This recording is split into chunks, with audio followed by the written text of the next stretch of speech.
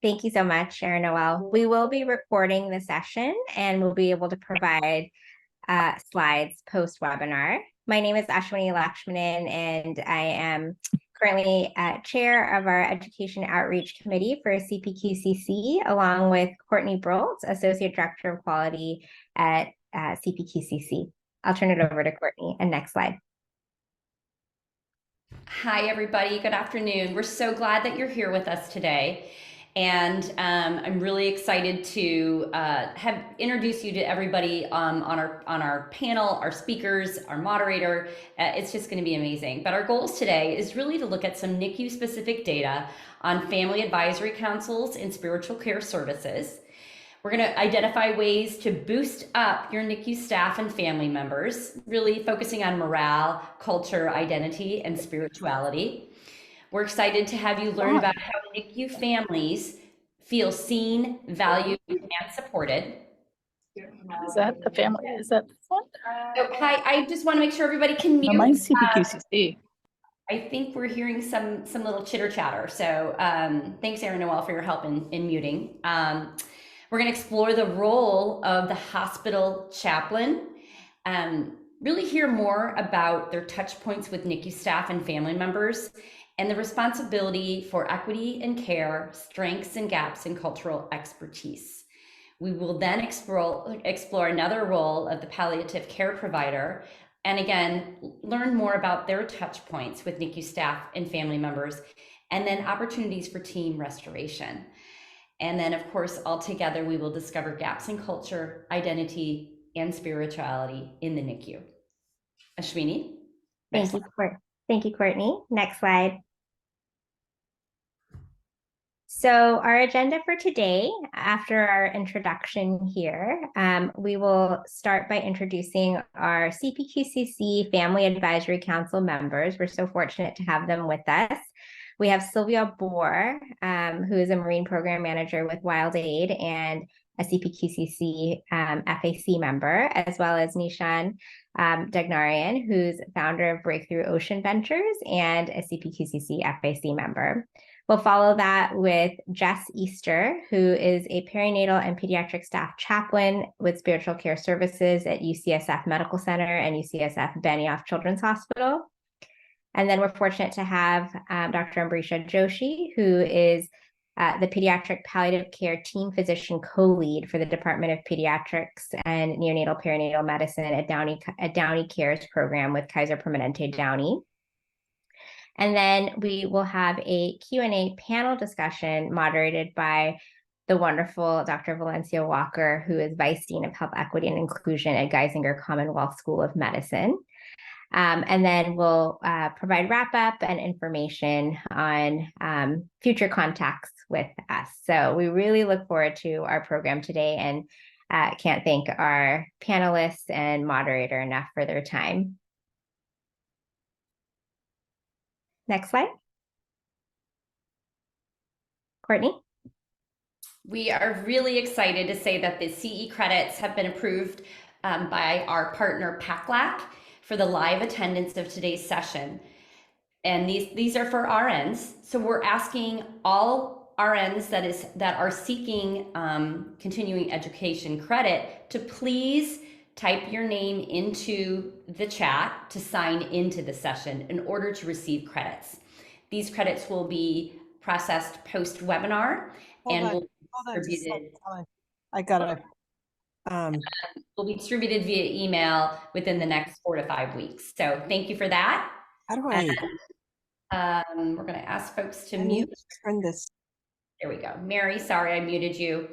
Again, please sign in by writing your name in the chat. If you're in a group, just identify that you're in a group in a room together, and everybody's names should be included. And then a QR code and a link will be provided at the end of the live session for the evaluation, and that is when you will request your continuing education credits. Thank you. Next slide. Thank you so much, Courtney. So there are a few different ways to engage in the webinar or conference today. One is through our chat here on Zoom. So if you think of questions as our presenters are sharing their information today, please go ahead and put it in the chat and we'll circle back to it during the Q&A. Just as a reminder, again, if we could mute during the session until the Q&A, we'd appreciate it. The second way is to share on our IP2023 Conversation Circle Padlet. You can either access the Padlet with this URL here, the https://padlet.com, or please use the QR code. And we have some questions just to start our conversation and engagement. So we encourage you to please participate in the Padlet. Next slide. And now we'd like to share some NICU-specific data around our family advisory councils and spiritual care services. Next slide. Courtney? Thank you, Ashwini. So we just wanted to share some specific data to the NICUs around specifically family advisory councils. So you can see this is from VAUGHN, the Vermont Oxford Network. And the results around this from 2009 to 2017, NICUs reporting having a formal family advisory council increased 9%, and inclusion of families as active team members in quality improvement increased 15%. And family involvement increased across all types of NICUs. So that is some data that we just wanted to put out there. And we know that if we were to relook at this, I think that we would see even more increased numbers. So thank you for your passion around including families in this, as critical team members in this work. And we're really proud to partner with several of our family advisory council members today with this webinar. So keep up the great work and thank you. Next slide, Ashwini. Thanks so much, Courtney. We also wanted to share some information around use of spiritual care services in the NICU. This was a recent publication in 2022 from the Academic Journal of Pediatrics and Neonatology, published by Gensler et al., which was a qualitative and quantitative study that collected data from caregivers and legal guardians of NICU patients. They conducted quantitative surveys and qualitative interviews and found that guardians expect spiritual care from chaplains, but the study demonstrated that caregivers also appreciate spiritual care from other members of the healthcare team, including their physician. So just a wonderful and interesting paper that highlights the role of spiritual care services in the NICU, and we look forward to hearing more from Jess Easter today on our session. Next slide. So before we get started with our panelists, we would like to launch a poll with some specific questions about use of family advisory councils, peer support groups, coaches in your unit or your experience with them, just to get a sense of our audience. So if you don't mind answering the poll questions, it should appear on your Zoom screen.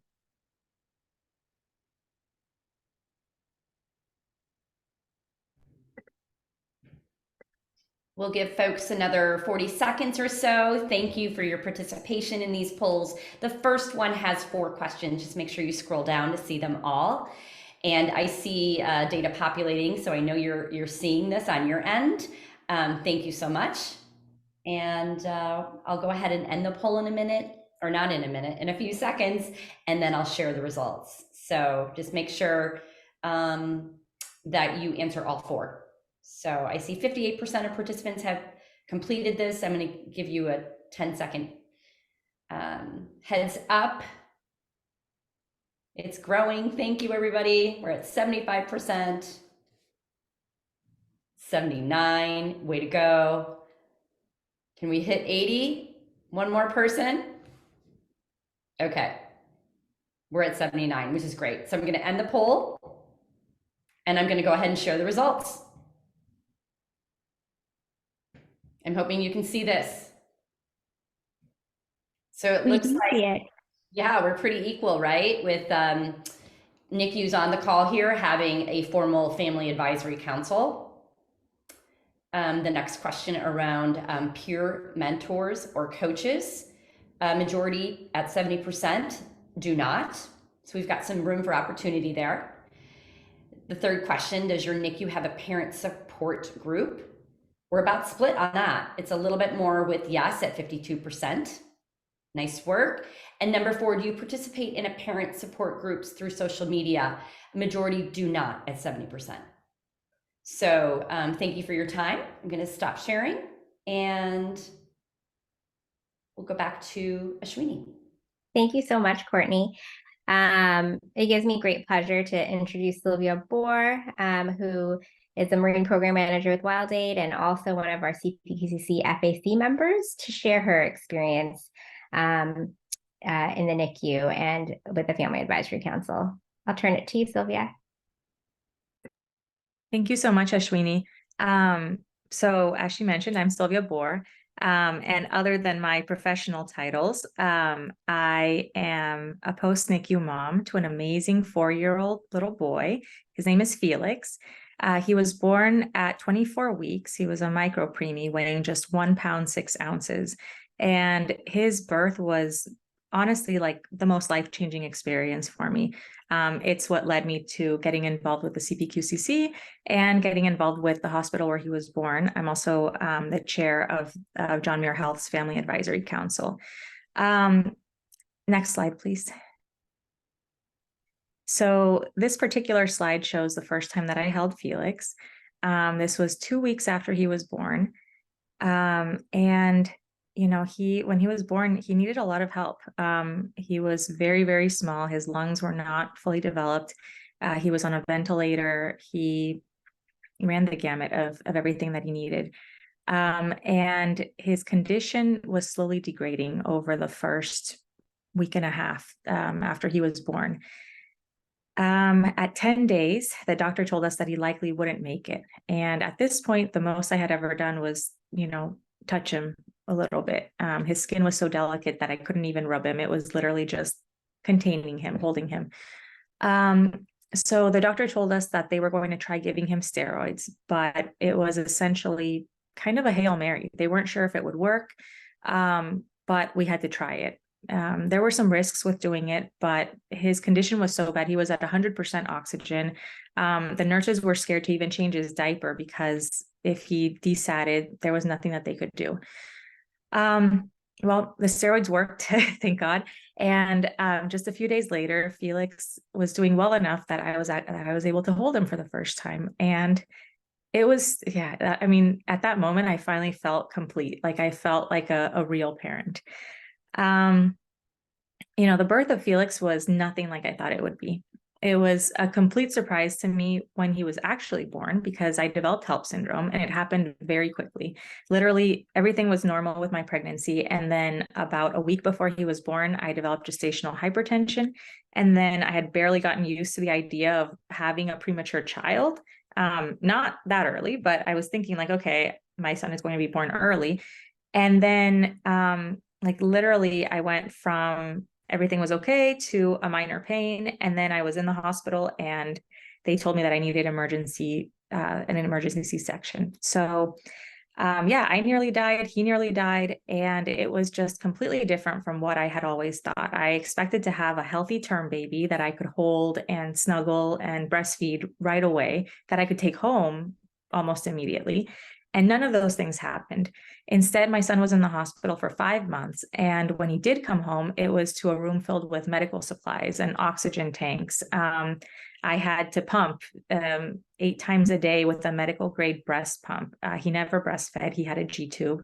I developed postpartum anxiety. Like everything was completely different. So essentially, I had to learn how to be a mom. I didn't know what was okay to do. I didn't know how to hold him. I didn't know how to touch him without hurting his skin.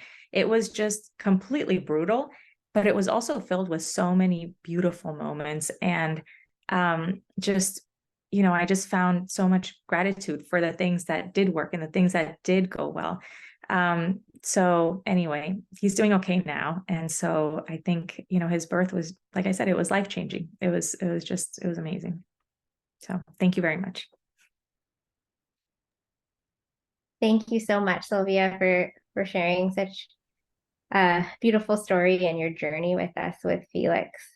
We really, really appreciate your generosity to share with us today.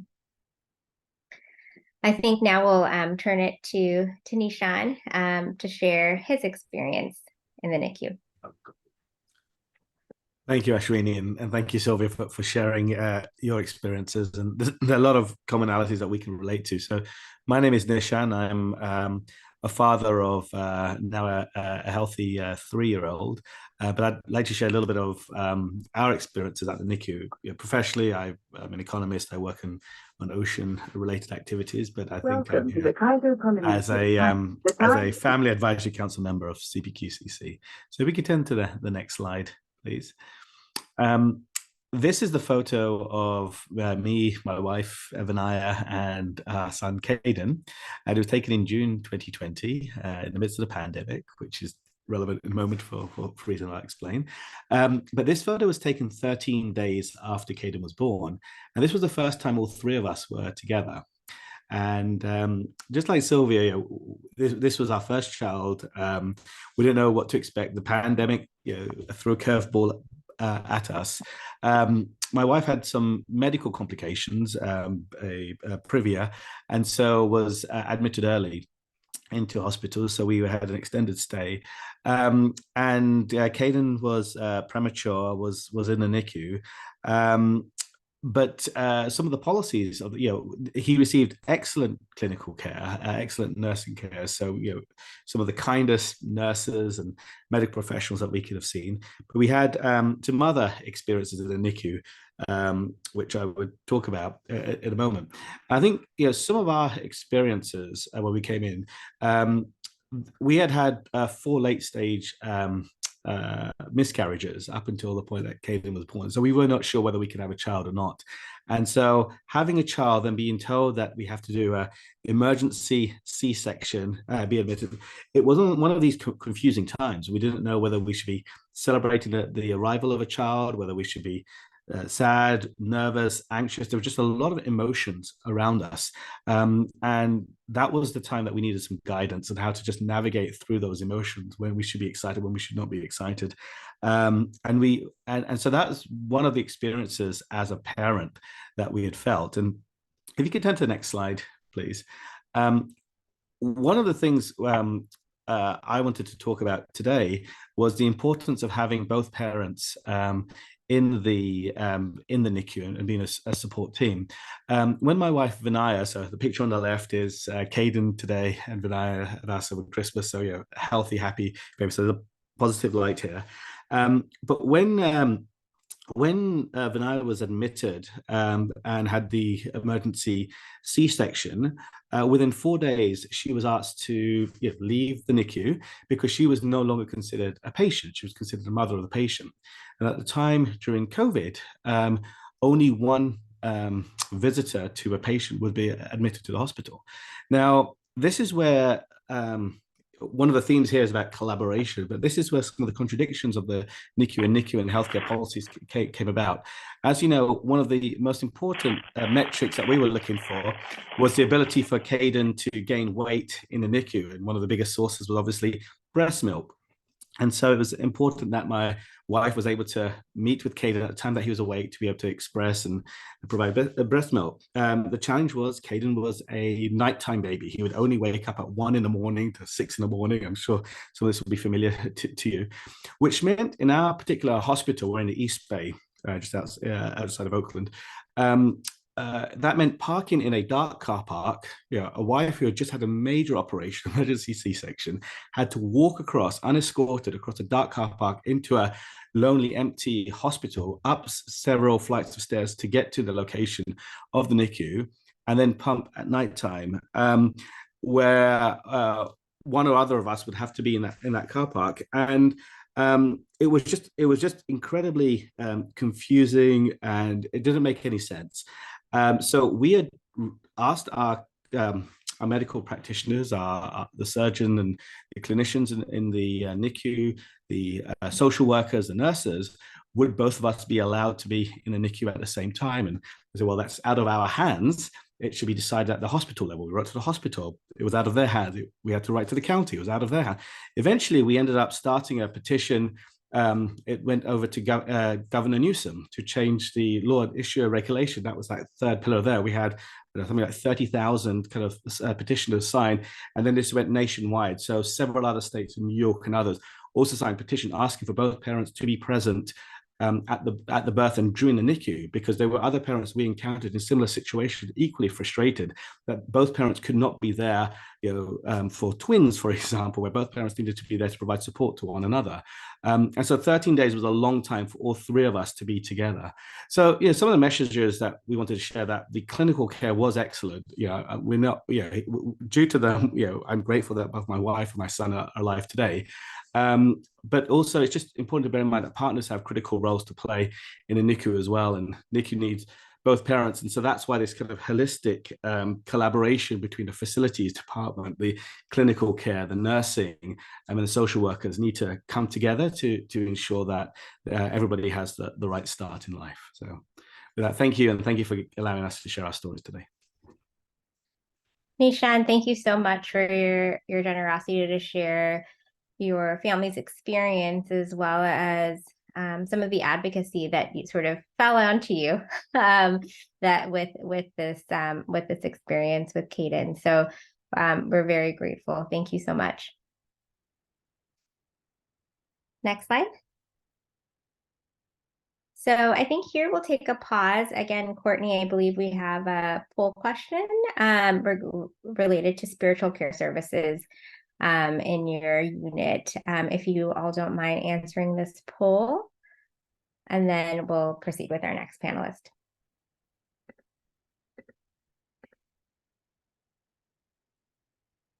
Thank you, Nishan and Silvia, for sharing your beautiful stories with us all. And thank you, everybody, for your heads on the screen here with the next poll. And we're curious to hear, does your NICU have a NICU or pediatric chaplain, spiritual care, spiritual support, or pastoral care? So thanks for your time in answering this. We've got about 10 seconds left here. We have 80%. We hit 80%. Way to go, everybody. Thank you. That was my goal. Oh, wow. We're at 83 now, and I'm going to go ahead and close it out.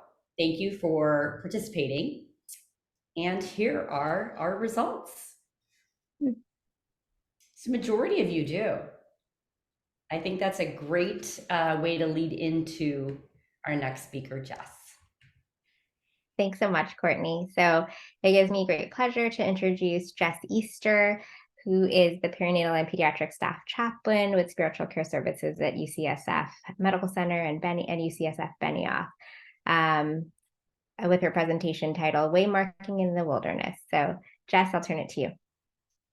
Thank you all so much. I kind of feel like I cheated with that last poll because it's me. I'm the chaplain in the NICU, but I still feel like A+ for filling in that poll. It's such a pleasure and honor to be here with you all today and to speak a bit more about the work that I do in our NICU. A bit of background for the title of this short presentation, Waymarking or Waymaking in the Wilderness. We are blessed to have chaplain residents who are learners, learning how to do hospital chaplaincy. And every year I give a presentation that talks about infants' baptisms and blessings in the birth center and NICU contexts. And so that's where I get the title. And I'll tell you a bit more of how we as chaplains or spiritual care providers assist parents and families in making meaning out of their NICU stay. Next slide, please. So when people hear chaplain, sometimes they get nervous. And so to offset a bit of that nervousness, I'd like to tell you a little bit about myself. My name is Jess Easter. I am a pediatric staff chaplain at UCSF Benioff Children's Hospital West Bay campus. I've been doing pediatric chaplaincy for, I'm going to start rounding up soon, around 10 years. Before coming to UCSF, 3 years ago, in the middle of the pandemic. Maybe we could speak more about that in the Q&As. But before that, I did pediatric trauma chaplaincy in 2 Midwestern hospitals. And I am a member of the Religious Society of Friends, also known as Quakers. Another side comment too, when I say chaplains or spiritual care providers, while we may have our own religious background, faith background, or no background, there are also humanist chaplains. We are trained in offering interfaith and non-denominational spiritual care, spiritual and emotional care. I also want to say that while there is a really awesome picture of me there, I am not a Legion of One. I'm also fortunate to have 15 chaplain residents. I'm part of a system that has 15 chaplain residents, 4 chaplain educators, 8 staff chaplains spread across 3 hospital campuses. So yes, we are very busy, and I'm incredibly privileged to not do this work alone. Next slide, please. Oh, back a bit.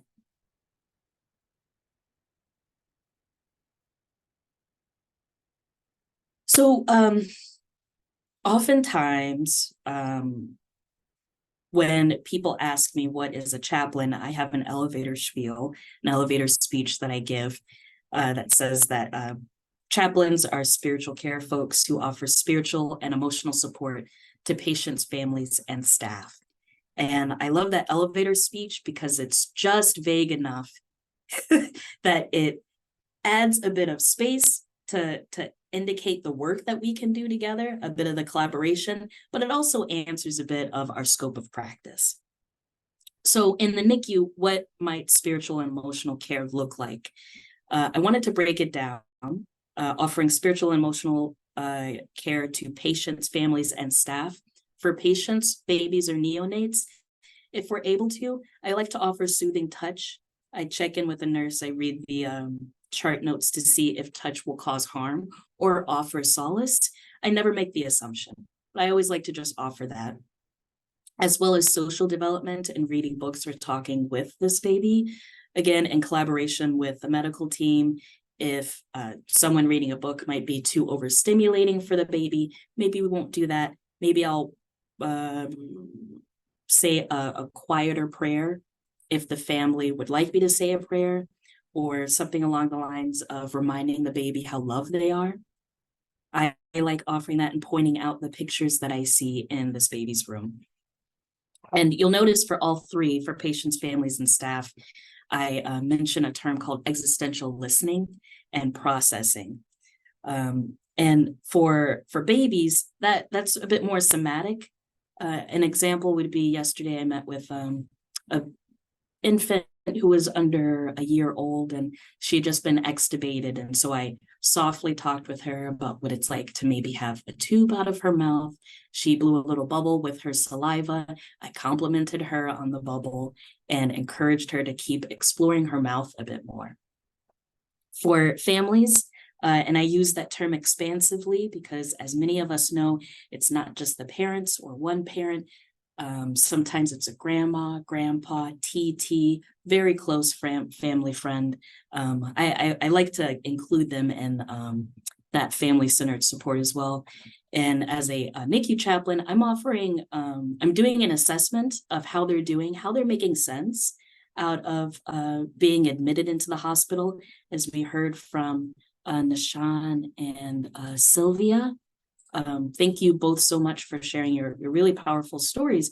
We heard of this crossroads. There was an idea, there was a hope and a vision that I had in bringing my beautiful baby into the world. What happens when that does not happen? What happens when it's a crisis point? That's a great opportunity for a chaplain to go in, hear a bit more of how this family or this couple or this individual has made sense out of crises that they've had in the past, how they're making sense out of it now, and what they hope for in the future. In doing this, I also collaborate with, again, collaboration is one of my favorite words, with other support services. I like to say that we're the trifecta of support: child life specialists, social work, and spiritual care. And we collaborate on honoring milestones alongside of the family. If there's a term birthday, connecting with the parents on what they would like. Would they want us to decorate their room? Maybe we could set up a Zoom. During the height of the COVID pandemic, we did a lot of Zooms and collaborated with the nurses on hoping that folks can join that way. There's also quote unquote NICU graduations, NICU babies who graduate to the PICU or to a lower level of care. Well, unfortunately, they don't go home. This is a step, and we want to honor that step in this wilderness journey that is this family's existence in the NICU, as well as end-of-life memory making. There is such grief, and I've talked with the chaplain residents about this, the grief of not being able to see what you had hoped for your baby. Oftentimes there's the imagining of going to prom or the first day of school or the first time you get that bottle. These are milestones and memory making events that don't take place. And so we try to offer, whether it's a fingerprint or a footprint, something for the family. Oftentimes I'll do, if they would like a baptism or a blessing or a naming ceremony, baby dedication, I'll co-create a liturgy or a prayer alongside of them, and then they'll get a certificate of your baby John Doe was baptized or blessed this day. And then for staff, I want to see the time too. Okay, I'll go faster. So for staff, we also offer. You're doing fine, Jess. Plenty of Oh, time. thank you. I could talk about this for hours, so I appreciate it. For staff, we also offer ritual support, which is in the form of room blessings, debriefings, and code lavender, as well as participation in ethics consultations. As beautiful as it is for us to exist in the NICU, there are questions, ethical questions of if we should progress with a particular clinical course or if we should reconsider it. And again, existential listening and processing. For staff, especially since COVID, but even before that, there's a question of identity and why. You are called to do this work because you are healers, but how do I make sense out of my physician or medical identity, and it feels like I'm causing harm? So if I were to delineate existential listening between the three of these, for babies, it'd be a bit more somatic existential listening. For families, it'd be a bit more narrative focus. Tell me about what you had envisioned, what you've experienced before, who you are as a person, how you're changing now, as well as staff, which is a bit more of a moral existential listening, on top of anything individually that's going on in their lives. Next slide, please. So if I could redo these slides again, I would probably tell you a bit more about all the work that it takes to become a hospital chaplain, a board certified chaplain. It involves clinical training units, upwards of possibly a year, if not more, a master's degree, several essays, going before a certification committee, and of course, hundreds of dollars. And yet, with all of this learning and what I like to consider a chaplain toolbox, one of my secret, not weapons, secret tools is something that I like to call cultural humility. And when we define cultural humility, I'd like to offer this definition that I got from the folks down on the bottom of the slide there, in which they did a concept analysis of this term. And they say they define cultural humility as a process, not a destination. This is what's so exciting for me.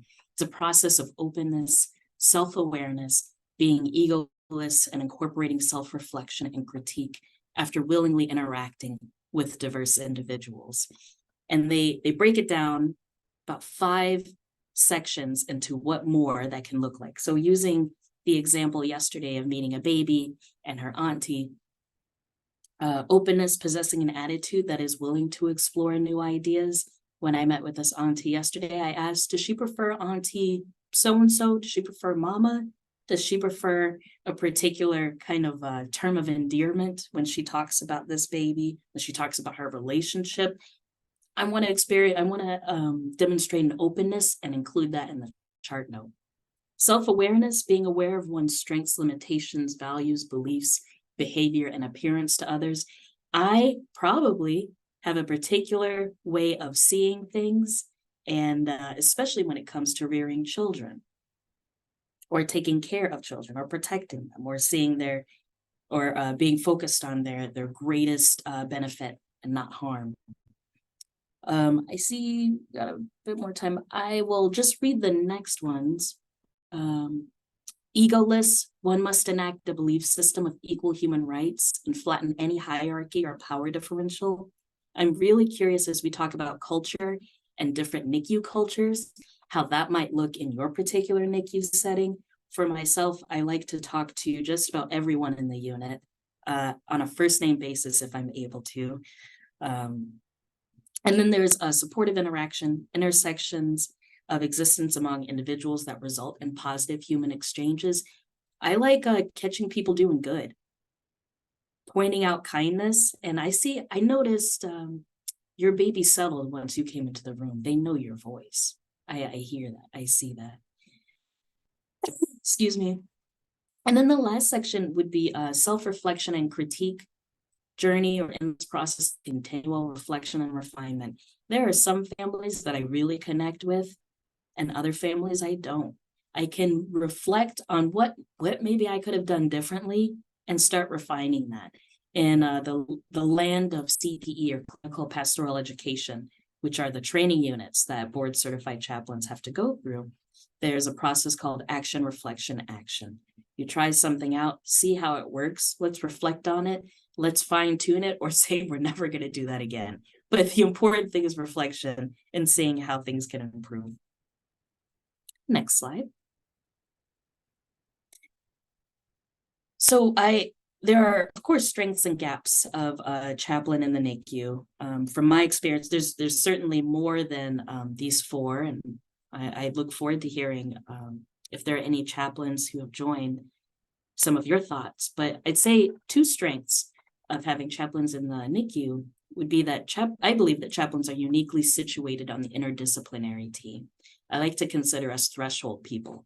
We're part of the medical team, and yet we may not know all of the terminologies. And so we can act as a bridge with the family of, do you happen to know what anoxic brain injury is?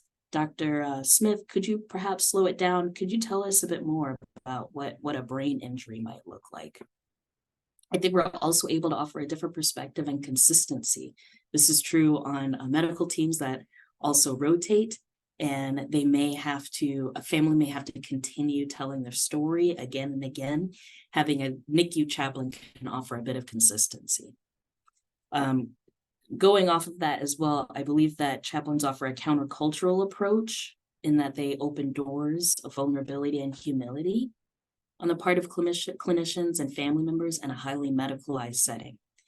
As we talk about cultures, we talk about the cultures of other people, of other families. There is a medical culture. I am curious what your understanding of a medical culture is and how we might shift that or expand that to include a bit more of our humanity. Now, gaps, especially in this post-COVID, I hesitate to say post-COVID, but this next stage of COVID, would be that we do not operate as licensed mental health clinicians, so our support is limited. We cannot diagnose postpartum mood disorders or other mental health conditions. We have seen an increase in, or I have seen an increase in mental health concerns since the pandemic, and it's not so slowly uptrending. The other gap, which I hesitate to say is a gap, it's more of a reality and a gift, is that our work is deeply collaborative. We very much depend on the collegiality of coworkers. So many times the nurses will offer to a family, would you like to talk to the chaplain? And the family would say, no, am I dying? I don't need to talk with, is something wrong with my baby? And they say, no, the chaplain can be there to listen. to walk alongside of you. If you want to talk about faith, we could talk about faith. If you are angry at God or whatever deity, we can talk about that as well. Or if you want to sit in silence, we will sit in silence with you. And so I want to point out that less collegiality on a unit, and I've experienced this firsthand, less collegiality among the chaplain and other interdisciplinary team members impacts the efficacy of chaplain interventions. And I believe that is it. Hot dog. Not bad on time. Thank you so much. That was just beautiful, Jess. Thank you so much. Thank you for sharing all your insights with us. Next slide. So before we introduce Dr. Joshi, Courtney, do you want to go ahead and put up our last poll question around palliative care? You betcha. Let me grab it. Thank you for your patience here. Okay, here we go. Hopefully you can see on your screen the question, just one question again here. And it's, does your NICU have a NICU or pediatric palliative care provider? Let us know your answer, and we will share with everybody. And again, this is our last poll. And I'm seeing that the chat is awfully quiet. I know that you're thinking about some really wonderful questions for our speakers. So please put those in the chat for us. We'd love to hear, even if it's a thought or a statement. I think that's really important too. We want to interact with you in that way. So thank you for sharing.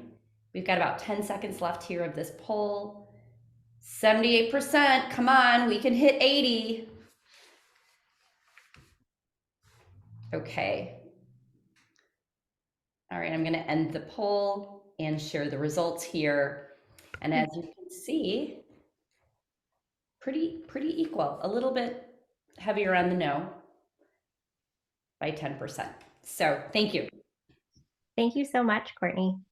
So it gives me great pleasure to introduce Dr. Ambrisha Joshi, who is the Pediatric Palliative Care Team Physician Co-Lead for the Department of Neonatal-Perinatal Medicine and Pediatrics at the Downey Cares Program at Kaiser Permanente Downey Medical Center. So I'll hand it over to my good friend, Ambrisha. Thank you, Ashwini. Thank you, Courtney. And I want to, first of all, thank you all for spending some time with us this afternoon and learning a little bit more about kind of what we do and how it relates to team restoration and support. Next slide, please. And so here's our small but mighty team over at Downey, very multidisciplinary, and I do want to emphasize that. We have a social worker, a case manager, and then in this middle group picture, you'll also see our chaplain at our hospital and our ethicist. We all went together to a palliative related meeting, and so it was great to kind of afterwards chat about all of our perspectives and how it relates to palliative care. So thank you. Next slide. So just a few things in terms of what we're going to touch today. So what is palliative care, pediatric palliative care in particular, how it relates to pregnancy in the NICU, and then how it all kind of comes down to team wellness and the importance of that. Next slide, please. This talk, as you can tell, and Courtney's kind of mentioned a couple of times, is meant to be interactive. So please feel free to type in questions into that Q box, and I'll try to address them as we go along. But a big question that I get asked a lot is, what is pediatric palliative care? And so per the definition, it is the relief of physical, social, and spiritual suffering in children and their families. It's a lot of what we already do in the neonatal arena day to day. Does there need to be a pediatric palliative care team to do this work? No. It's stuff that Jess does in her work. It's stuff that bedside nurses do every single day in terms of, talking to the families, caring for the babies, respiratory therapists, our families, all involved.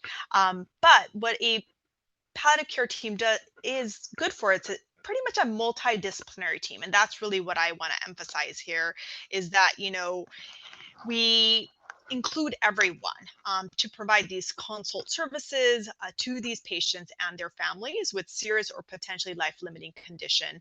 And it's important that, this team is not just medical, but it includes all. And by all, I really do mean families. And that is something that, I emphasize in every consult, that, hey, we're all in it together, right? I might be here for this amount of time in your baby's life and within your family, and then you guys have the rest of it. And so it's as important to me that, you're involved, you ask the questions, so that we can all help during this journey, however long it lasts. And so it's been great to hear, Nishan's perspective, Silvia, and then, obviously hearing just right now, Jess talk about all the stuff that she does with the families.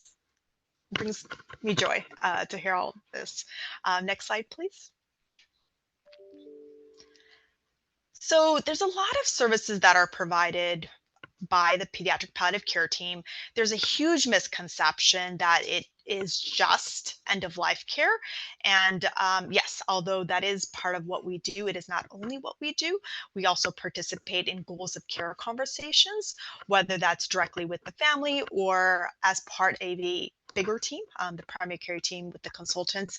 We also provide both inpatient and outpatient complex case management and long-term support to these families. Because sometimes what happens, and you all know this, is that, our families go home and then they have their pediatrician and they have still 6-7 different consultants that they're working for, the ROP, the BPD, they have the pulmonologist, they might have some contractors, they're seeing ortho as well, PT, OT, the cardiologist, because that PDA did or did not close, right? So it kind of adds on. And then we've noticed time and time again, now the families are discharged home and they have 10 appointments in the next 2 weeks to try to navigate and make through and try to also do real life and support their families and other children, and it can become a lot. And so we try as much as possible to help navigate all that.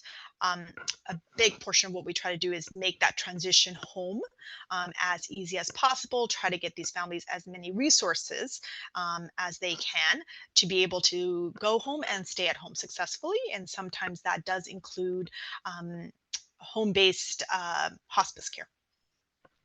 And then, what we kind of talked about a little bit earlier, there is supporting the patients, the family, and then the NICU care team through a patient's journey at the hospital, however long it may be.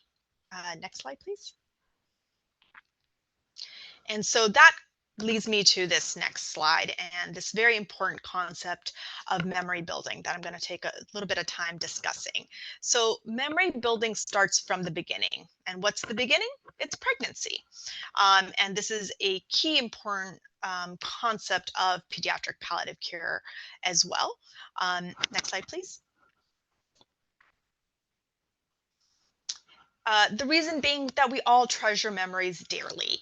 And when that time that you're going to spend with a loved one is unknown, it's even more dear.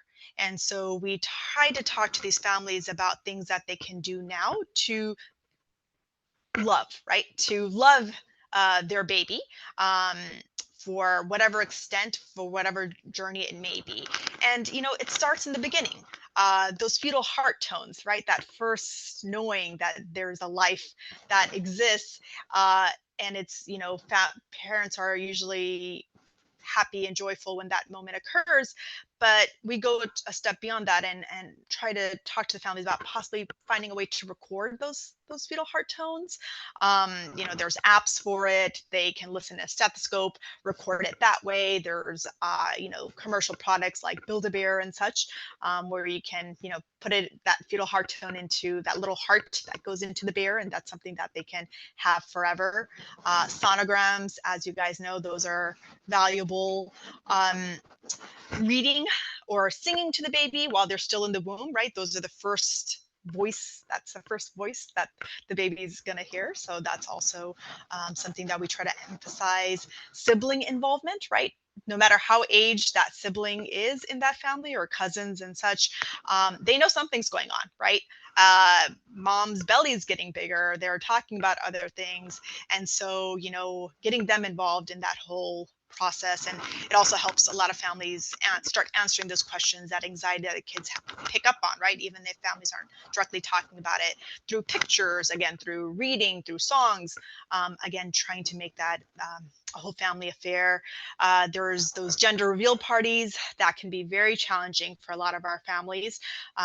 There's a lot of confusion of to do or to not to do it because they don't know what's going to happen. And honestly, there's no right or wrong. And our goal here is just to support that family, no matter what they decide, and help them process that. And then there's also here I just have a picture of a picnic basket in the park, right? And that's just to exemplify that for some families that there are important things, that annual barbecue that the whole family does, or, they really want to take their baby to Disneyland. Well, why wait till the child is born? Do it now.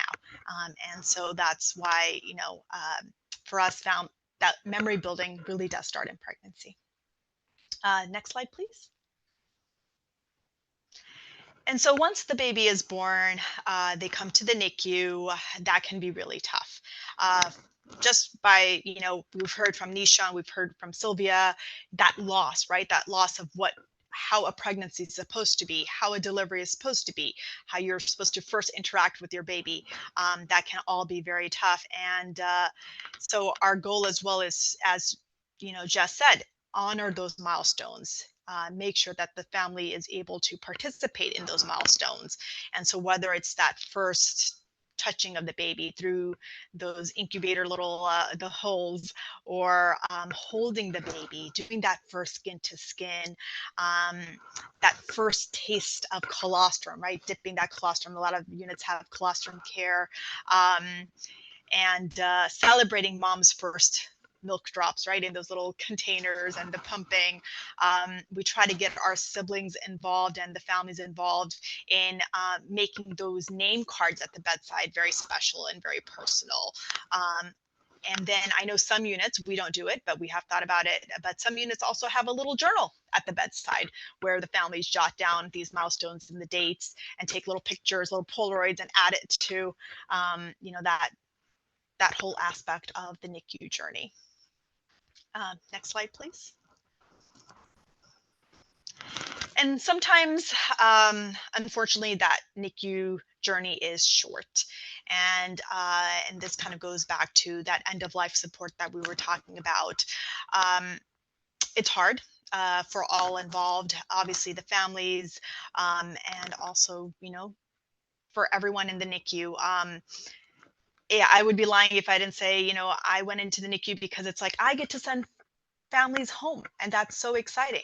But I also live with that not all babies go home, and our staff has a really hard time with that too, because that it's that concept, right? Babies need to go home with parents. And so how can we make it better for all involved? And that is by providing dignity and respect to the baby, not only during their life, but also in this time of passing away. And so we, as much as possible, try to talk to the family through this journey, because it's a journey that's very much unknown to these families and very scary. And so that means, our case manager, social worker will, along with the bedside staff, will sit down with the family and, help them anticipate what changes the body will go through. It's trying to make memories with the baby right before, whether that is helping them make handprints and footprints, molds, bathing the baby. There's some families have rituals in terms of, dressing the baby, or some blankets and such. And so as much as possible, giving that family that time to bond and make memories in those last moments. Because as much as I would like to say that I will remember all my patients, I won't. But these families will never, ever forget that journey, and especially those last moments. And so trying as much as possible to help them through is very important to us. We find, I've found multiple times where parents have come back and said, thank you so much for allowing us to bathe the baby or dress the baby. There's something about putting clothes on, right? That is so fundamental to us as humans of providing care. And that has helped, I've found, not only the families cope with it, but also helps staff kind of be part of this journey, and a very important one, and bond with the family and the baby. Yeah, next slide, please. So this leads me to team wellness. And the reason is because, as you know, that this can be very challenging for all involved. And so we cannot do this work without being cognizant that we have to not only take care of ourselves, but take care of others. And so part of taking care of ourselves is that physical self-care, those important bio breaks, right? Making sure we go to the bathroom, making sure we take a little sip of water, or just catch our breath. Emotional, spiritual. In our unit, we do have a chaplain and many social workers who are intimately involved with these sort of situations. And so we'll go around especially and check in with nurses and other staff, and even our janitors, right? I mean, they're in these units, they see these beds, and then all of a sudden they don't see a baby in the bed, they're impacted, right? Like, what happened? We all form these bonds with these families. And so making sure that, just checking in, everyone's okay. It can't be done in a silo, right? As much as I want to say, hey, it's us, we're supposed to do this for ourselves. It also takes, that community support and that administrative support. And pretty much what I mean by that is, in terms of the administrative side, there's tea for the souls. These are the, just the break room is converted to this setting where all staff, not just nursing staff, can sit down, just have a sip of tea, little cookie, and just kind of, catch their breath, or bond with each other, making sure that if there is sort of an end of life situation or something challenging going on in the NICU, there's pre-shift huddles that occur so that all know kind of what's going on in the unit, assignments, making sure that those are balanced in these sort of tough situations. Furthermore, staff supporting each other. Hey, let me watch your baby for 5 minutes. Why don't you go, take care of personal things, that sip of water, the bathroom break, or, just breathe, right? We all forget to breathe in these scenarios. And one thing that I go kind of around the unit and I talk about on a regular basis is those apps. We have Calm, the app Calm, I'm sure you guys have heard of. And then the one that I personally love is 1 Minute Meditation. No disclaimers there. I'm not in any way affiliated with any of these entities. But the reason why I love that app is because it goes on a timer. It's 1 minute. You turn it on. It tells you to breathe through. And then in 1 minute, you're done. And it's just, again, it's bringing to the forefront of breathing and just self-care. And, we're always worried, right, in the acute NICU setting of like, how will we even find time to do this? Well, we all have 1 minute. And we all can help support each other in that 1 minute. So I really love that one. And I've really found that, if we all work together to support each other, it really does go a long way. Next slide, please. That's it. Thank you, guys. Thank you so much for your time. Thank you so much, Ambrisha, for being a leader in this space, and just wonderful, pragmatic advice as well. Thank you so much. I'd like to now welcome Dr. Valencia Walker, who is Vice Dean for Equity and Inclusion at the Geisinger Commonwealth School of Medicine. And we're very, very fortunate because she's agreed to moderate our panel discussions for our whole arc of our conversation circle. So welcome back again, Valencia. Thank you so much for your time and interest and help to help moderate today. I'm so happy to be here. Thank you very much for having me. I want to thank all of our panelists, and I want to say thank you also to those of you who are joining for the webinar. I'm going to start with a confession. So we spent a lot of time as a group kind of talking about what our panelists would share with you and some of the things we wanted to discuss. And I made notes and I had ideas. But I must confess, hearing them in real time in this moment, I feel like everything I thought about just went out the window because each of you, as you were talking, put me so much in the moment of your experiences and so much of what our needs and things are. I took notes as you were talking. And so I want to maybe open it up, and I'm definitely going to get to some of the questions that are excellent questions in the chat. But I want to open it up and maybe go back to our family participants.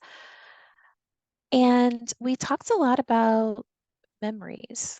And I'd love for you to share, like, what was the first real memory when you think of your experience in the NICU?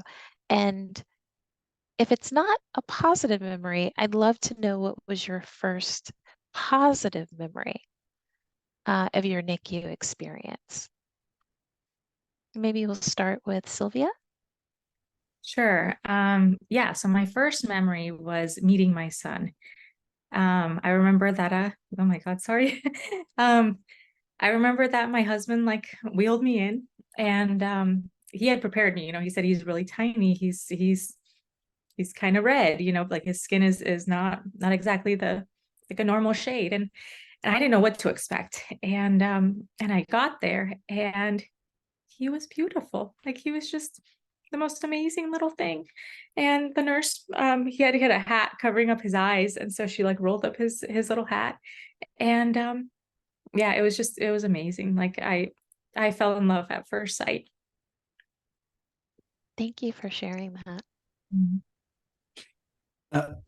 For us, our experience was a little different. It was an emergency, so the nurses came rushing into our room at 8 in the morning. The heartbeat had plummeted, and we were just within 30 minutes. Okay, we're going to get the baby out now. 30 minutes. So we had no idea, right? This was X number of weeks. I think 6-7 weeks before we expected, and so my wife was just wheeled in. I was put in scrubs. And we had never had a family member in a NICU before. And so even the term, I know you talked a lot about terms and jargon. We had no idea what a NICU really meant. We never had any experience. And I think it was just numbness, seeing, a living baby, as we mentioned, like pink, just different colors than we expected, being wheeled away. But the first thing that struck me was just the noise of the NICU. I go into this room and I hear just beeping, all sorts of beeping, and it didn't feel. You asked whether it's positive or negative. It was, I still remember it like yesterday. But the amount of noise and the machinery, it didn't feel like a nurturing place. I was confused on how I should feel. I was obviously excited to see a baby, but then it was always, I was not sharing it with my wife. We were separate. We were just tagging in and out of the NICU. And so it was really hard for us to have a shared experience, having gone through multiple years of trying to have a child, and all of a sudden we weren't together for that moment. So it was mixed, if I'm honest, of how I felt. But I remember it like yesterday, and my wife would say the same as well. I appreciate both of you sharing that, right? Because for each of you, like it's like you could I could see you immediately going back to that moment in real time. And for those of us who work in the NICU, right, we have that experience sometimes multiple times a shift, right? That family for the first time. And so I was thinking maybe to kind of pivot that question back towards, or my next question back towards Dr. Joshi. When you think about how the team interacts with families, what advice would you give in terms of bringing in the palliative care team and helping families navigate, and B, before you're even there, ways that maybe we might be blind to how, or have blind spots for how we see and support our families? Thank you for that question. It sort of goes back to what Nishan and Silvia kind of mentioned. It's that first sort of interaction, and for a lot of our families, that first interaction is like, our baby's being wheeled out to this NICU. And there's 5 million people there, and they're all trying to do something to the baby, right? Whether it's putting on leads, and you and I understand that, right? It's putting on leads, it's getting that, stabilizing the baby, it's drawing that blood work. But as a parent, you're out of that loop, right? You just don't know what's going on. There's just a lot of going on. There's a lot of people, and you just don't know what to think. And so having someone, right, in that first hour or so that can help support that family, kind of explain to them what's going on, I have found goes a long way. And for us, the way we do that is having another nurse that's around, that whose assignment might be a little bit, less involved, kind of just comes in and is like, hey, let me introduce you to what's going on. This is kind of, what's going on in the NICU. This is the NICU. This is kind of how it works. Don't worry, right? That whole thing. Don't worry. They are stabilizing your baby, right? Because as it said, you just don't know what you don't know. And in situations where, again, we don't have nursing staff, sometimes the clerks step into that role of like, hey, welcome to the NICU. This is going to be your baby's bed. This is how you can communicate with us. Have a seat, right? The basics of like, why don't you sit down and take a load off? Those things I have found can go a long way. And that's before any of us really get involved, just, that initial journey. And then once the dust settles, right, once the baby's stabilized, then I think usually the NICU team, right, the NICU physicians, the NICU nurse will kind of start explaining to the family what's going on. And then depending on the diagnosis and the prognosis, the palliative care team usually comes much later, unless it's a patient or family that's already known prenatally, right, prenatal consults and such. That's really, really helpful. And I'm going to I think I'm going to pivot just before I come to you. I'm going to go back to Nishan and Silvia in terms of the question that's in the chat, because I think based off of what Ambrisha was just saying, it might be a great time to ask this question. Was there ever a point in where there were too many people offering support and assistance, where you just felt overwhelmed? I know sometimes for us, when we're having like the goals of care conference or the family meeting, and it's like the physician, the resident, the fellow, the RT, the social worker, it just keeps going on, and they're all sitting here, and it's the parents. So that's one example where we often worry about that. But did you experience that?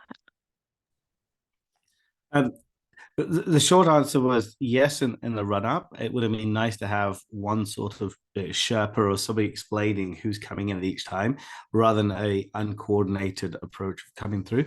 But I also wanted to bring up something that Ambrisha mentioned. The one thing I forgot to mention is when we have an emergency or urgent C-section, as a father, as a spouse, I had 2 patients to be thinking about. I had both the child and the mother, and I didn't know how my wife was going to do health-wise as well. So it does fragment your mind, and I think that was the area that maybe I wished I had a bit more support, just knowing that she was going to be okay as well as the child. And I think that was the overwhelming set of information. There was no one person just helping me balance both sides as well.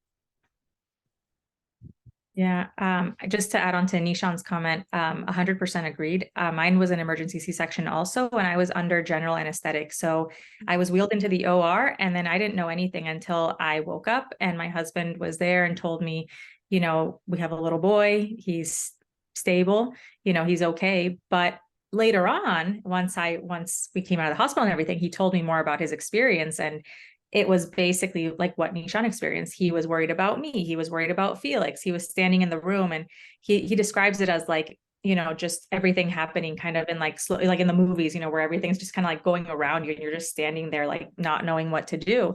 And as far as I know, I don't think he had anybody who was like guiding him or explaining things to him. Like maybe he had people telling him like, come on, we're going to the NICU now, but it wasn't like a very explanatory thing. And for my part, when I did first go to the NICU, I had my husband kind of talking me through it once, he had been there for the last day or whatever. And so he kind of explained it to me, but like there was no staffer to kind of say like, oh, you know, you're going to hear all of these sounds, like there are these machines, there's this, there's you know, there's this other resource here. And so to answer the original question about were there too many resources, sometimes yes, and at kind of inconvenient times. Like you know, we had a parade of like, oh, the social worker came in and the chaplain came in and this person came in, and they would come in when I really just wanted to be alone with my baby and like do a handhold and have like some quiet time, or I was pumping and, you know, I'm like, sorry, I can't move from the chair because I'm stuck, you know, I'm connected to these things. And so I think it was tough. Like, you know, I would be holding my baby skin to skin, and then somebody would come in and say, hey, you know, I want to talk to you about all of these things. And I'd say, great, can we talk when maybe I'm not doing this really intimate bonding thing with my son? And so, yeah, so that would have been really helpful. Also, I think more of an explanation of exactly what the resources are that are available, and like who each person is and what they do, because like they kind of explain themselves, but then, you know, sometimes they came back, sometimes they didn't. And I didn't really know what was available. So I mentioned briefly that I suffered from postpartum anxiety. I had no idea that that's what I was happening. I just knew something was wrong with me. And I didn't really know who to reach out to once I did realize that something was going on. And I ended up going to the social worker, and she was like, oh, you know, you should go here. And somebody else was like, oh, you should go here and you should do that. And I was just like, I just need somebody to kind of hold my hand and take me through the whole process of what I need to do. And like, or maybe, you know, have one number that I can call and say, hey, I really need help, because I barely had the energy to do anything. So sorry, that went on a little bit of a tangent, but yeah, short answer is yes. Sometimes far too many, and sometimes not enough resources. And both can be true at the same time, right? I think you actually did a great job, because you mentioned like all the different people that come in. And so I think that gives me an opportunity to pivot to Jess. Jess, I feel like as a chaplain, you are often in a very challenging role. How do you think, right, where you're that person that then shows up? Are you welcomed? Are you not? Do people really just think you're only supposed to pray with them? You know, how do you find yourself navigating those spaces, particularly between the families and what Sylvia and Nishan are describing, and then also trying to communicate with the team? Yeah, thank you. That's a great question.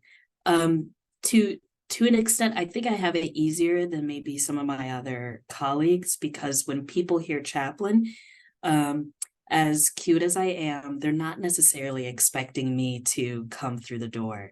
And that's a gift for me too, because I'll go and introduce myself as the chaplain, ask how their day's going, be very disarming, and then they'll say, wait, who are you again? As Sylvia kind of indicated, of like, there's so many people coming in here, like, what's your role? And then I said, what a great question. Can I sit down with you and tell you a bit of what I do? And then through that, and hearing their story, and really sitting down and spending time with them. Again, we work in a really busy hospital. If I have time to do that, I really try to prioritize that. And then what I learned, I share with the interdisciplinary team. If there's been a death in the family recently, that's oftentimes not discussed during rounds. And so I'll bring up, if the staff or the nursing staff is like, I haven't seen mom, dad, or anyone here, what's going on? I say, well, you know, it sounded like there was a death in the family, or if there's something really triggering for them, as Nishan had said, the beeps and boops in the room, I normalize that. This is not what you had anticipated. And it's okay to be on edge, to be overstimulated. You have permission to go outside, get some fresh air if you need to. If you're worried about leaving your baby, I can sit here with your baby. Is there a book you want me to read, or anything you'd like me to invoke over your baby, whether it's sometimes it's ancestors, grandma, grandpa, who they're named after, and I will remind them of that. But for the medical team, because my role is it can lead a variety of different directions. People are like, I'm really angry with God right now, and I don't want to talk with you. I open that up too. I'm often angry with God. Let's talk. Let's be angry together. And in other cases where it's there's a what I would consider a sacred confidentiality in what's shared with me of the traumatic things that people have gone through, then I discern, is this something that the medical team, could this positively impact the medical care? If I was caring for Sylvia and her baby, if we had chatted and she had said, I'm feeling really down, I would probably ask more questions and then talk with social work. And unfortunately, probably you'd have to go through the same thing of you'd be pointed in different directions. But it'd at least be like a friendly face to normalize how tough this is, and to bring that normalization back to the interdisciplinary team too. Thank you for that. And I think Aday, I hope I'm saying your name correctly. I see your hand raised. I'm going to come to you in just a second because I want to just go a little bit farther on some of the things that Jess introduced, because it also came up as you all were talking. And this idea of grief and loss. But it's a different type of grief, right? Because often it's a grief, but the baby is there because there is this sense of loss. And so, Jess, I know you started to talk a little bit about this. And so I wanted to maybe start with you and then maybe go to Ambrisha. But of course, intentionally leaving our family voices maybe to answer those questions last and give their input. So, Jess, your thoughts around how you help them maybe even name grief and the loss that could be happening both within the NICU and, as you mentioned, outside of the NICU. Yeah, also a really great nuanced question. I bring up two emotional states, grief and gratitude, a lot. Parents will say, whatever, my baby's here and I'm just really happy and I'm really sad that I had this traumatic delivery. I try to say yes, and I think you've demonstrated that beautifully here, Valencia, too. You can have both of these emotions of, thank God my baby's here, and gosh dang it, why did it have to happen as it did? And what you had mentioned was ambiguous loss and grief too, of and there's a disenfranchised grief that comes with it too, where in wider society, we are not discussing what it's like to have your baby in the NICU. So socially, when you're in this really weird cultural world in the NICU with beeps and boops, and then you're back released into the wider world, how do you talk to family members about your baby who's just got a G-tube or is on EEG, and like these socially beautiful aspects of, like, baby naming or a baby shower. Even a lot of folks that I work with, they don't have, thank you, Valencia. So sorry, I didn't mean to distract you. No, but that's I okay. wanted to capture that. Yeah. And I think that's part of the power in what Ambrisha had said, and what we as chaplains offer is to normalize, like, it is normal to feel that you were robbed of something that you feel that you were entitled to. You had every right to want to be with your baby, welcome your baby into the world, both parents there, extended family, whatever you wanted it to look like. And it is deeply grieving to not have that happen. And that grief, I know from my mom, she tells the stories of my sister and I and how she knew she was pregnant with us. It was usually a dream, and that's how she came with our name. And that's something that I really, 30 some odd years later, I hold on to that. And that's also a grief of, how do you share the story of how your baby came to be into the world? And so, yeah, ambiguous loss and that disenfranchised grief are two terms that I see pretty frequently. And so, Dr. Joshi, Ambrisha, I want to turn it over to you. And then, like I said, give my parents a chance to kind of speak on this as well. Thank you. I'm just going to add to kind of what Jess said, that it's also the continual grief, right? It's not that the grief ended once the baby was born and now is in the NICU. It's also that not knowing, right? I hate to use the term roller coaster, but it's that, right? It's that 2 steps forward, 1 step back, not knowing what tomorrow is going to bring. And even when, you're trying to celebrate the, discharge in a week, not knowing if it really is going to be discharged in a week. And so helping the family through that, because it becomes the constant loss of something, right? Of the normalcy, but also not knowing what tomorrow is going to bring. Simple things of like, I can't wait to feed my baby. Well, guess what? First feeds are usually through an NG tube or colostrum care. That first of like, I want to be able to bathe my baby. Well, that's usually that little sponge bath at the bedside. And so loss of those bonding moments that we anticipate just, adds, right? Now, we don't know when we're going to be able to feed our baby because you have a G tube or you had neck. It's just insult to injury, for lack of better terms. Sylvia or Nishan, if you wanted to kind of speak to that a little bit from your perspective and experience. Sure. Yeah, I mean, I think the continued grief, and the isolation is also very real. And I think the isolation really adds on to it.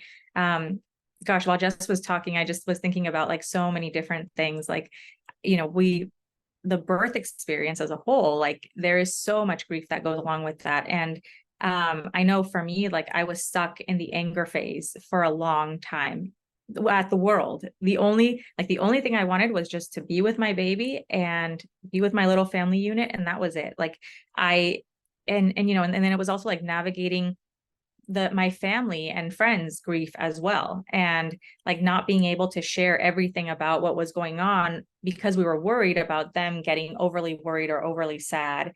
And then we would have to like in turn comfort them when we couldn't even really comfort ourselves.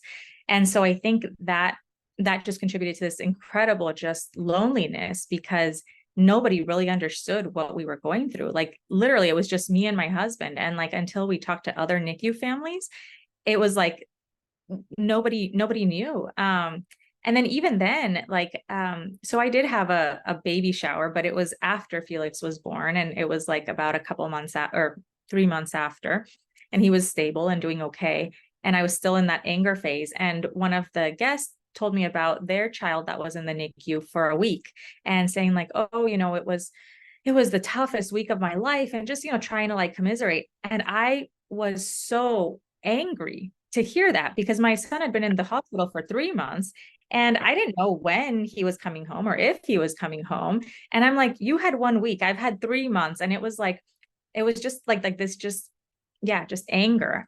So yeah, like I think being able to like hear the term grief while also hearing the term gratitude, like that really helped me a lot, was putting a label on my feelings and what was going on. And just, I guess, trying to get past that sense of like, life is so unfair. Like, why did this happen to me? And and I think that there is tremendous growth that comes with that, but it took a long time. And I think what Dr. Joshi said was like, about the continued like insult to injury. It was like every time that we thought, okay, like this thing will maybe eventually be normal. And then it wasn't. Like, I mentioned the breastfeeding thing. I was waiting until he was ready to feed. And then he never breastfed. We tried a couple of times, and then he developed a feeding aversion. So he even dropped the bottles, and it was just exclusively fed. So that was another experience that we lost. And so kind of navigating all of those surprises and like new experiences that we never in a million years expected. So, yeah. Yeah, and fully agreeing that I think for us, I think just needing that closure, I think was really important. Because our experience, our biggest day, I think, was when we were leaving the NICU. We'd gone there, we were so dependent on the hospital, the nurses, and all the staff. And the moment they said, okay, you're now ready, he's hit the various milestones to be taken home, we said, hang on, we just need a time just to take that in. Are we ready for it emotionally? And what we thought there'll be a transition, but what we got was just a logistical checklist. Do you have a car seat? Do you have baby? And to your point, Jess and Valencia, there was this emotional baggage that we carried. And Sylvia, it was the elements of anger as well, and resentment and confusion. And just having even just a 1 hour conversation about, okay, what did we just go through as PTSD and how are we feeling? Are we ready for that? That would have just given us closure. And I think we carried a lot of that with us for several months after our NICU experience. And that emotional side, I think, is not as well addressed for most parents who are leaving a NICU, which could be better addressed. So I always end up inserting myself into these, even though I'm supposed to be moderating. But I want to specifically call out what you all have spoken to: ongoing grief, ongoing loss, but the anger. I have found in my clinical experience, what we as NICU team members struggle with the most is understanding the anger, because we don't want you to be angry, right? Like, anger is not something, an emotion we deal with well, especially when you've got cute little babies, right? But I think that's a place for us as NICU team members to really think about naming that anger, normalizing that anger, and helping families to process. So I want to thank Ade. She was so patient. I know we just have a couple of minutes and then I have to turn it back over to Courtney and Ashwini, but this is why I wanted to do this. I knew there would be an amazing conversation, but I want to give Ade, if I'm saying your name correctly, a chance to ask your question. Thank you for waiting. Oh, yes. Thank you. Thank you so much, everyone. I just want to thank Silvia and Nishan so much for sharing your story. It brought tears to my eyes.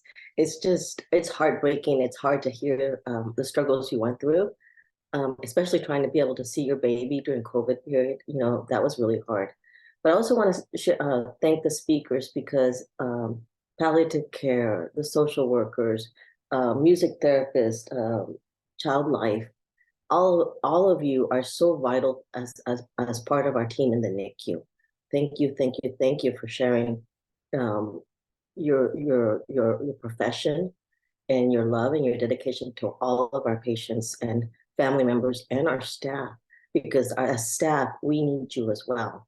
So thank you very much. And that's really all. I want to just thank everybody for this. Thank you for that. So I'm going to throw out a quick summary of some points that I took away, and then I'm going to surrender, as much as I don't want to Courtney and Ashwini. So we appreciate you showing up for these sessions, and this session meant a lot to us, but this is about improvement. And so when you think about, even in this short conversation and time we had together, there are a couple of points that I think were consistent and came out. One, how helpful it is to have a person that orients them to the beeps, the buzzes, the whizzing, the whirling, the trauma, the concern, almost immediately. And that, just like we have our checklist of, handoff when the patient comes back from surgery, having a person that should be considered a part of the team to fill that role. I think, one, we need to think about how we name and normalize grieving and gratitude, and that those are simultaneous things. The other thing, and I know Nishan, he just touched on it, and several other people spoke about it, that family is not a single parent. And that family, we need to have a much broader definition of what family is and how family needs to show up for the baby and how important that is to our care of the baby. And then the last thing that really struck me, because we are so good at our checklist for discharge, but can we add to that checklist a time for reflection and transition? And to acknowledge that the families have been through something and they're leaving us. And it's not just the success of discharge, but they really are having to start a new journey and transition from something that was very difficult.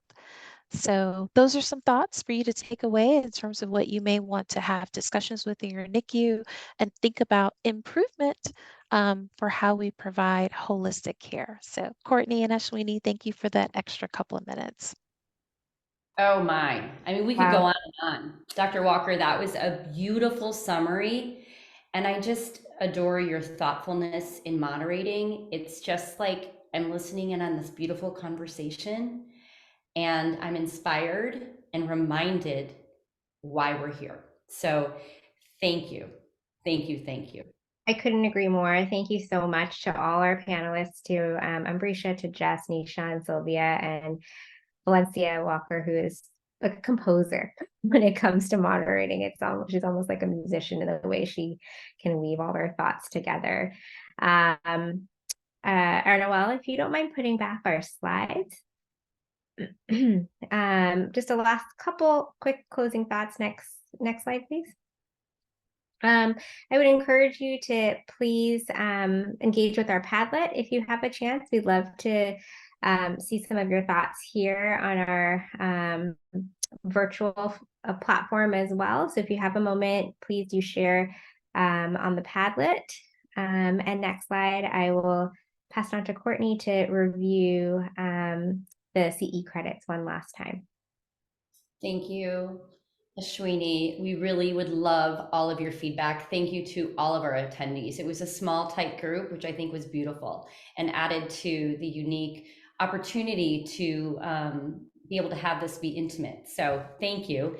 But please scan the QR code here to access the evaluation for today's session. And for those requesting RNCE credit, we would need you to have already signed in and had logged into this Zoom from the start, and then you'll indicate that you would like credit on the evaluation form. Any questions, please contact me, and we look forward to the follow-up around this. Next slide. So thank you so much for joining us today. And we have a third conversation circle coming up in January and our Improvement Palooza in March, and we'll be circling back soon with details around those. So thank you all. Have a wonderful afternoon.